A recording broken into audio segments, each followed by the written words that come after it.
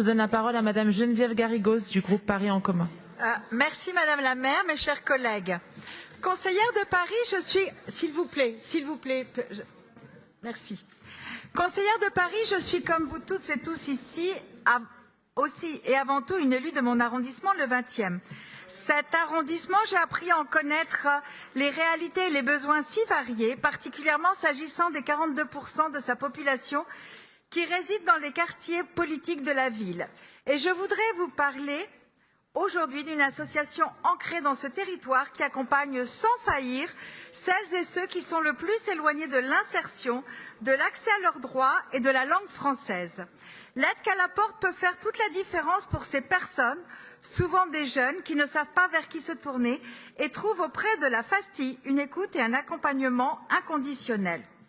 Le débat public actuel regorge d'entrepreneurs politiques à la petite semaine qui veulent changer de tous les mots politiques et sociaux les personnes immigrées en prétextant une bluette culturalo-nationaliste qui n'est qu'un racisme mal déguisé ou en brandisant une étrange vulgate dogmatique mais sans base scientifique de la démographie pour faire passer leurs élucubrations pour des raisonnements.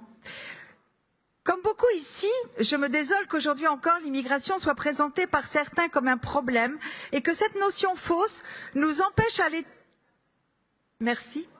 Allez, laissez-moi finir mon propos, vous commenterez après. À l'échelle de l'État, d'accueillir et d'accompagner ces personnes de manière digne, par crainte de paraître trop laxiste, trop droit de l'homiste, l'État à qui revient les missions d'intégration se défausse sur les collectivités. Je regrette ce manque de courage politique et ce manque de considération pour l'étape si cruciale de l'intégration. Et si j'en parle, c'est parce que je sais moi-même, pour l'avoir vécu, combien cette étape détermine l'avenir après un si long parcours. Oui, l'action de la FASTI dans le 20e est importante pour notre population. Elle a fait ses preuves année après année. Si certaines prises de position politique d'anciens dirigeants ont pu être maladroites, l'association s'en est distanciée et l'Observatoire parisien de la laïcité a très clairement confirmé après investigation que l'action de cette association ne posait aucunement problème eu égard aux principes fondamentaux de notre collectivité. Et je m'indigne que persiste malgré tout, avec toute la persistance et la bassesse des rumeurs les plus tristes, des faux procès autour de son action. Car c'est bien son action que nous aidons par le biais de cette subvention, comme pour toute subvention. Je rappelle que dans le respect des principes fondamentaux de notre République, il ne nous appartient fort heureusement pas de commenter la parole politique des associations qui relèvent de leur entière liberté. Je souhaite dire ici à quel point l'action de la FASTI autour de l'accès aux droits pour laquelle elle reçoit par ailleurs toujours aujourd'hui des financements de l'État est importante pour notre arrondissement et combien l'ensemble de notre majorité est reconnaissante à l'association, à ses intervenants et bénévoles pour ce qu'elle fait au service des habitantes et des habitants du 20e.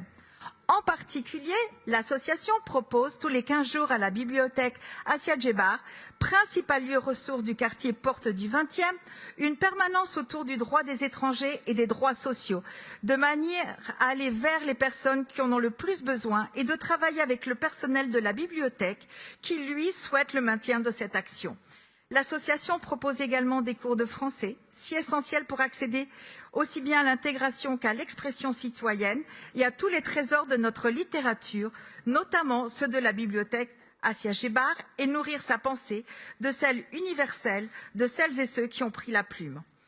Car l'accès à la langue française, ce n'est pas une simple considération pratique, et là aussi je peux en témoigner, mais bien émanciper et reconquérir sa propre voix, car comme le disait l'autrice, membre de l'Académie française, dans L'amour, la fantasia, écrire en langue étrangère, hors de l'oralité des deux langues de ma région natale, le berbère des montagnes du Dara et l'arabe de ma ville, écrire m'a ramené au cri des femmes sourdement révoltées de mon enfance, à ma seule origine.